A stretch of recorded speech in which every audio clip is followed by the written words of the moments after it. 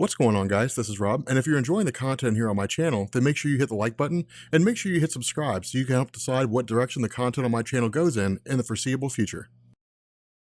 So at the time that I'm recording this video right now, I just finished watching The Flash, and God, it was an amazing episode. I'm not going to spoil it for anybody who hasn't seen it yet, although the video is probably going to be going up today. FYI, I actually record my videos about a week before you guys see them, and sometimes I'll upload them and make them unlisted, and then people will just be like, oh, a secret video! Like, they'll find it, and they'll be super excited, which, by the way, I've actually got a video on my channel. No one's found it yet, and I'm curious to see whether or not you guys can find it, but I have a video up on my channel that's been up for a month, and no one knows that it's there. Like, it's kind of funny. I was just testing to see how it is that you guys find my secret videos, and it's kind of weird. But anyway, so after reading the Free Comic Book Day version, or I guess really the Free Comic Book Day release of Captain America: Secret Empire, what I wanted to do is I really want to kind of go back a little bit, because with Secret Empire, I mean, you really could just pick up with All New, All Different Marvel, just kind of start with the Avengers and then read, like, you know, Avengers Volume 1, and then like Captain America Sam Wilson Volume 1, then Avengers Standoff, and then Captain America Steve Rogers. You could go in that order and read those stories, but in truth, I think it all really kind of dates back to Rick Remender's run. And the reason why I'm doing this is because of the fact that for those of you guys who are new to Captain America, you know, like Hydra Captain America is the first time you've picked him up, I want you guys to be able to have a sort of foundation. I want you guys to be able to look and to see why there are so many people who are up in arms about Captain America. And I feel like Rick Remender's run that starts really with Steve Rogers being trapped in Dimension Z and then coming back and then fighting Iron Nail and then losing the super soldier serum and getting old, I think a lot of those things really kind of encapsulate what makes Captain America what he is. So for the next 3 weeks or so, we're going to run through all that stuff. It'll be like every other day or something like that. I mean, we're back to alternating All New, All Different Marvel and DC Rebirth every other day of the week. So it'll come pretty fast. Like, I mean, we'll roll through it within a week and a half. But initially, this kind of picks up with the Lower East Side of Manhattan in 1926, and it picks up with the early days of Captain America. Now, a lot of people have really redone Captain America's origin in a lot of ways. For example, Captain America White was an amazing story by Jeff Loeb. I keep forgetting. It was an amazing story by Jeff Loeb, and it was really, really good to kind of take a look at Captain America. I mean, you know, Tim Sale's art was, you know, really cool and everything, but the fact remains here that with Captain America's origin kind of being revamped, so to speak, here by Rick Remender, what it does is it gives us a basis behind why he is the way he is. And over the years, this has been done in different ways. I mean, different people have done it in different forms, but the common theme among the traditional Captain America that you think of is that he is a guy who stands up for those that can't stand up for himself. And again, while the origin's kind of been redone and not a lot of people know the specifics about what he was before he became Captain America, it was always just kind of taken as that's what he is. That's what he's about. He's a guy that stands up for the weak. What we end up getting here is we end up basically finding out that his father, you know, growing up in the Great Depression, was a very abusive man. Now, I wouldn't go as far as to say that he's like every other man during the Great Depression. I don't know enough about individual personalities during that era to make that claim. But what I can say is the father of Steve Rogers was probably one of several people out there, you know, just having common sense, that would tell us that he basically lashed out at those of us around him. Because keep in mind, during the Great Depression, and especially around that era, the man was the breadwinner. I mean, this was really kind of long before World War II. It was long before women were able to step into the age of having jobs in the workplace and running companies and so on and so forth. And so for the father of Steve Rogers, it was a pride thing. It was the sense that he just wasn't really able to make the kind of money that he needed in order to provide for his family adequately. Now, on the surface, it seems like an admirable thing, but it's not. And the reason why is because in his anger and in his irritation and his frustration with his lot in life, he turns to alcohol and he abuses his wife. Now, Steve Rogers, you know, basically kind of watches a lot of these things unfold. And we're not really given an indication here, at least initially by Rick Remender, that Steve Rogers' father takes his hands to Steve himself. But his mother keeps standing up, keeps basically getting back up again and refuses to fall down. Now, this is not Rick Remender saying, oh yeah, you know, feminism and so on. It's not like that. What it is it's giving Rogers the foundation, because he asks his mother, why didn't you just stay down? And she replies, because you always stand back up. No matter what happens, you always stand on your feet.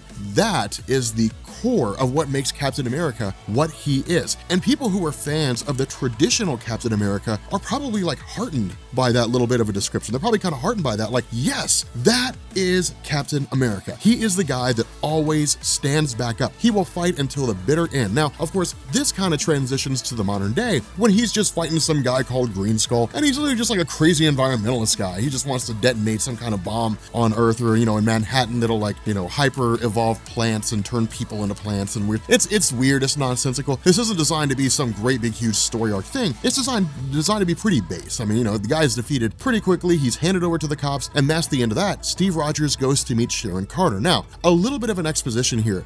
Sharon Carter's kind of had a weird history over the course of Marvel Comics. There was a point where she was the daughter of Peggy Carter, and then she was the niece of Peggy Carter, and a lot of that kind of stuff was basically changed up because of the chronology of Peggy herself. But the fact remains here that with Peggy Carter having been the love interest of Captain America during World War II, and the fact that it just wasn't plausible, it wasn't practical to have the two of them together, let's say 60 years later or something like that, when, in the modern day, it made more sense to pair Steve Rogers off with Sharon Carter. So the two of them have been a couple for quite some time, and really their relationship has kind of evolved to the point where they're talking about the idea of marriage. Now, for Steve Rogers, and really what Rick Remender does here is he basically provides this circumstance where Steve's just kind of like, I don't know. And it's really kind of cool because he plays on the hero archetype of Steve Rogers. He really kind of gives us this idea that Rogers doesn't really know how to be a regular person. In World War II, because you got to think about it from his perspective. He grew up with an abusive father, so he had this intrinsic drive to protect those that couldn't protect themselves. That became a reality when he became Captain America. He fought in World War II, he fought alongside the invaders, he was frozen in ice for some 20 years, he was thawed out, he joined the Avengers, and all he's done is fight as a superhero since. He's never been able to sit down and kind of, let his hair down, so to speak, and just be a normal human being. It's always been one adventure after the next. The Earth is in danger, New York is in danger, the universe is in danger. There's always been something going on that requires him to be a superhero. And so when presented with the opportunity to just be a man, it's almost scary. It's almost just kind of like exploring this new part of himself that he's never really had a chance to explore before. Now, all this doesn't really matter anyway because of the fact that when he gets on the subway train, he's just kind of whisked away to Dimension Z. Now, we're not really told how, we're just kind of told that he is. And in truth, it's just sort of it's a transition piece. It doesn't need to be super in-depth, but his arrival is met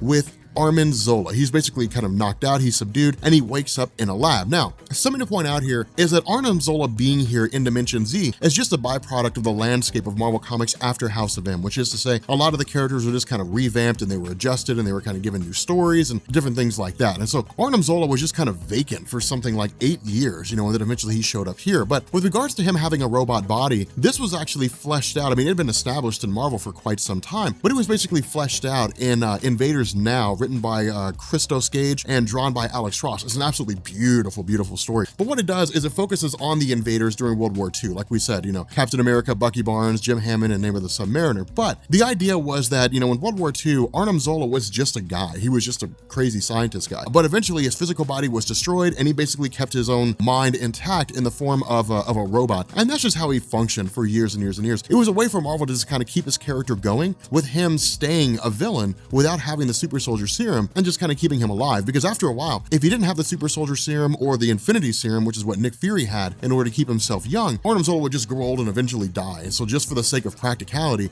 he was just kind of given a robot body. But the fact remains here that we also end up finding out that that Arnim Zola is basically growing a child in an incubation tank. Now, this is a young boy that he's basically kind of growing into his own for the purpose of absorbing or taking the super soldier serum out of Captain America and putting it in this child. Of course, Captain America is able to free himself and he takes this boy along with him. But we also end up learning that Arnim Zola also has a young girl named Jet Black. Now, in truth, these are not children that he had biologically produced with any particular woman. They're basically grown. They're engineered by Arnim Zola, as is everything within Dimension Z, Dimension Zola. All this stuff belongs to him. The ships, the aliens, the whole 9 yards. Now, a lot of them were created and then just kind of set out in the environment, and they were more or less just left there. But the idea is that in the midst of the explosion, Zola cannot find the child, cannot find his son. And so his initial thought is Captain America basically killed him in the explosion. But of course, as we know, Captain America took the boy with him. And so for those of you guys who are reading a little bit about Captain America, about him having a son, that's where this comes from. It comes from the whole Dimension Z, when he basically rescues the child or takes the child from Zola. Now, the reason for this is just Steve Rogers kind of being a reasonable human being, in the sense that if Zola has a child under his control, it hits it home for Steve Rogers. Zola is a bad guy, and he will basically turn this child into a villain for all intents and purposes. nemesis. And so because of that, Rogers is both serving as kind of a guardian of this child and a surrogate father in the sense that he names him Ian, and he even goes as far as to say that for the year that they've been there, because we actually jump forward by about a year, the year that they've been there, they're learning new things all the time. Steve Rogers is basically learning about this entire place. He's learning that, you have to be a really successful hunter. You have to learn to be able to fend off on your own. But the issue with this is that this basically contradicts directly with his desire to return home, because every waking dream that he has, every nightmare that he has, is always about the idea of getting back home to Sharon Carter. The problem with this is that within his chest, he has this constant nagging pain. Now, this is going to be kind of a recurring theme. This nagging, burning sensation in his hand is going to be an ongoing theme that happens with regards to him,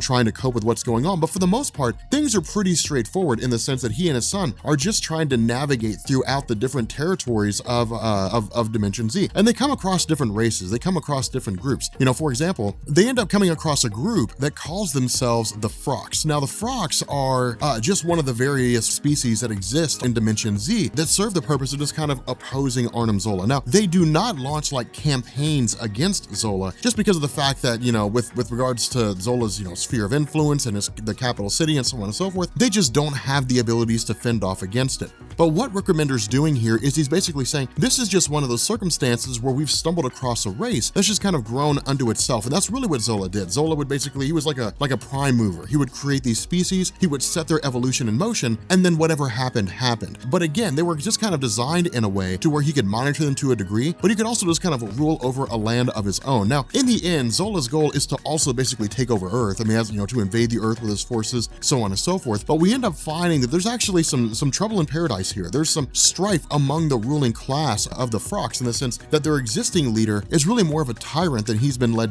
led his people to believe. But it's also this idea that he's kind of giving in to the existing rule of Zola, which is to say that he's not really leading a revolution. Now, of course, Steve Rogers is able to activate a universal translator that was previously given to him by Hank Pym and is able to understand what it is that they're saying. And this is where we end up finding there's kind of a debate between the various members of the Frox in the sense that some of them view Steve Rogers as a liberator, as a guy that opposes Arnim Zola and can in turn help them be liberated from Arnim Zola. Others view him as a guy who sides with Zola and is more of a spy. Now, ultimately, those that view Rogers in a positive light end up coming out on top, and the end result is that he actually takes up residence with him to being by the name of Zofjor and his wife. And the result is that he's kind of taught, how to survive. He's taught how to fish, taught the tools or the skills that he needs in order to make it in Dimension Z. But ultimately, this leads directly to a conflict between Zofjor and some of the other species when Steve Rogers chimes in and says, look, if you don't like Zola, then rise up against him. Now, ultimately, the response is that nobody else wants to fight against Zola just because of the forces that he has and so on and so forth. But ultimately, what ends up taking place here is Rogers says, look, all it takes is one guy, again, kind of hearkening back to the lesson that his mother taught him. If you live on your knees, you're going to be forced to exist on your knees. You're going to be forced to serve other people. But if you stand up and you die fighting, then maybe you'll become a martyr for something else. Now, this brings in a lot of philosophical ideas about the nature of conflict, right? I mean, right now in Secret Empire, Captain America is the tyrant. Steve Rogers, as an agent of Hydra, is the bad guy. Now, we'll cross that bridge in terms of retcons and so on once we get to Avengers Standoff. But for the time being, it brings in a lot of these philosophical arguments. For example, people will say, well, martyrs win wars. Well, not really, because they're dead. Wars are won by the people who fight long enough to win the war. It creates this kind of funny situation. But then again, what motivation would they have to fight if they weren't led by a martyr, if they weren't inspired by the actions of a martyr? So it's really kind of like all these different themes come together to lead to a conflict as we know it. But again, this agony in his chest, this searing pain in his chest that he experiences time and time again once he basically makes his escape is revealed to be Arnim Zola, who planted himself inside the body of Steve Rogers. Now again, this is kind of weird because this is what Zola does. Zola will basically jump from one host body to the next in order to keep himself alive. Now, he still has his physical body. I mean, he still has that robotic body, but keeping himself alive in Steve Rogers will allow him to defeat Steve Rogers. And the reason why is because of the fact that fighting Captain America is not just a physical battle. I mean, it is in a lot of different ways. If you're super strong, Captain America is not going to be able to face off against you. The Incredible Hulk versus Steve Rogers in a legit fight, Rogers is going to lose every single time. It doesn't matter what his tactical experience is, but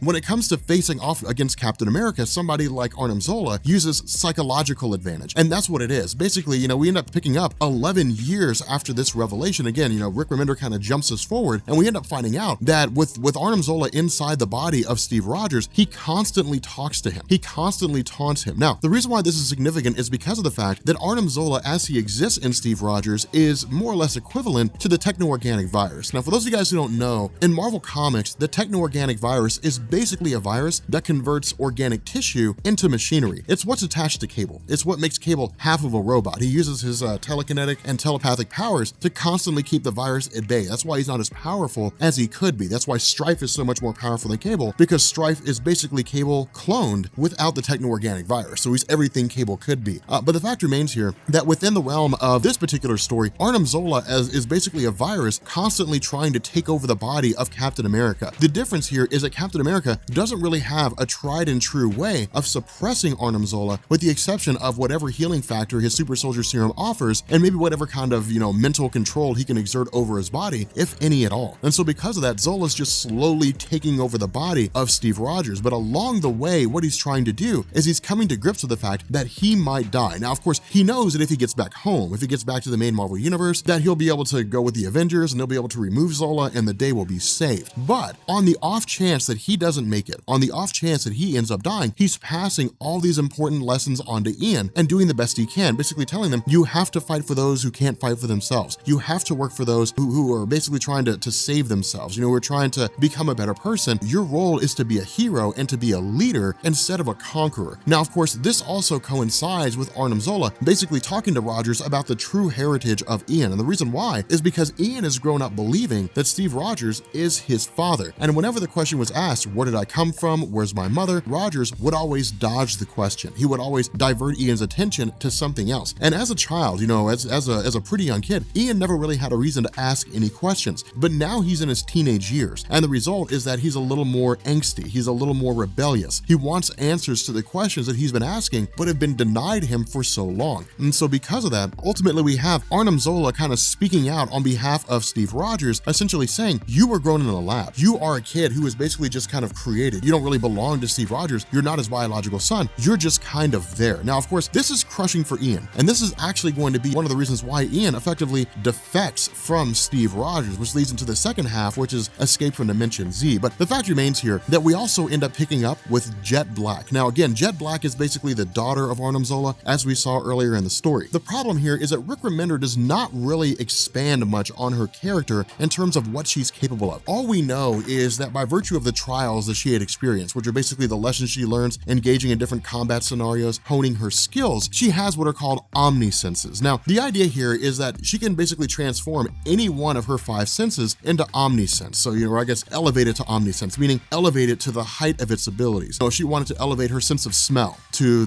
its highest point, she literally takes away from all the other senses. So she diminishes all 4 other senses down to 0 so that her sense of smell can be at its peak. But she also has like enhanced strength and different things like that. But again, a lot of these things aren't really given to us. She's simply just an adult now and has these different powers, and that's really about it. Now, she's also a prodigious fighter. She can also see slightly into the future, and so she knows the moves that people are going to make before they make them. Now, of course, this also leads directly into her motivation in the sense that she, like Arnim Zola, believe that their son is dead. And so remember, Arnim Zola inside Steve Rogers is a totally different being than Arnim Zola the robot. They do not communicate, they do not talk, they have no way of knowing the other one's there. So the best example I can give is like from Harry Potter, right? Voldemort. One of the Horcruxes, the Diary of Tom Riddle, was able to act totally separate in and of itself, but Voldemort didn't know about it. He couldn't talk to it. He wasn't telepathically aware of what was going on. It was just a totally separate entity. So again, it's really kind of that's the best example that I can think of off the top of my head, spur of the moment. But the fact remains here that ultimately we end up finding the Frocks leading somewhat of a revolt, but not by choice. What we end up finding out is that Arnim Zola basically sent his forces out across the landscape to find Captain America. Now again, this is basically him alongside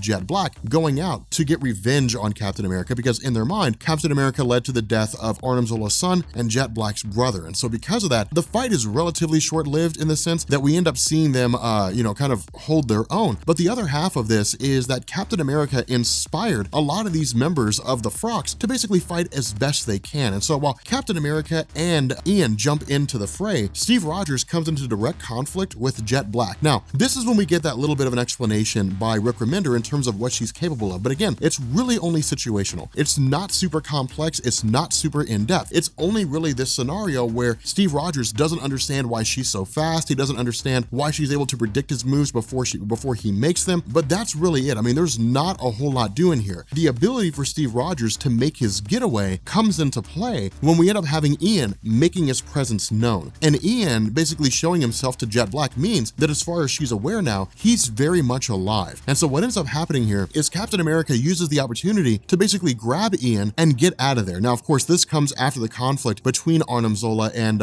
Captain America himself. But again, basically making his escape, kind of stumbling away. The last action that he takes here, the fact that he has this little Arnim Zola inside his body, the last action that he takes here is to basically grab a knife to essentially gut himself and cut this thing directly out of his insides. And so it's kind of gruesome, it's kind of screwed up, but this shows us how ruthless Captain America can be when it comes to really achieving his goal. But it also shows us how dark Dimension Z is, that he's really kind of being forced to revert to some pretty base instincts, to some pretty base forms. It's just meant to show us that Steve Rogers is doing what it takes in order to get out of Dimension Z proper. But with that being said, guys, if you are new here to Comics Explained, make sure you hit the sub button to become part of the Rob Corps. If you enjoyed this video, make sure you drop a like, and yeah, I will catch you guys later. Peace.